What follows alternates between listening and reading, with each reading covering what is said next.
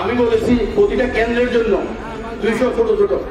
আগামী নির্বাচনের সময় প্রতিটি কেন্দ্রের জন্য 200 করে ছোট লাঠি প্রস্তুত রাখতে নেতাকর্মীদের নির্দেশ দিয়েছেন কুমিল্লা জেলা বিএনপির যুগ্ম আহ্বায়ক ও চৌদ্দগ্রাম উপজেলা শাখার সভাপতি কামরুল হুদা।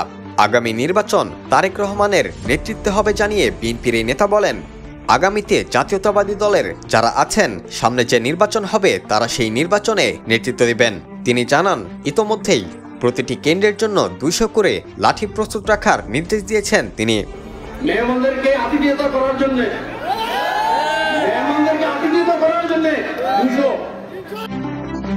তিনি বলেন, মেহমানদের জন্য প্রতিটি ভোট কেন্দ্রে 200 করে লাঠি প্রস্তুত রাখতে হবে। ভোট কেন্দ্র থেকে মেহমানদের বিতাড়িত করতে হবে। মেহমানদের বিতাড়িত করলেই আপনাদের অর্জন অভিসম্ভব। এরপর তার এমন বক্তব্যকে সমর্থন জানিয়ে উল্লাসে মেতে ওঠেন তার সামনে থাকা বিএনপির অন্যান্য নেতাকর্মীরা। মেহমানদেরকে বিতাড়িত করতে হবে, মেহমানদেরকে বিতাড়িত করলে আপনাদের অর্জন অভিসম্ভব।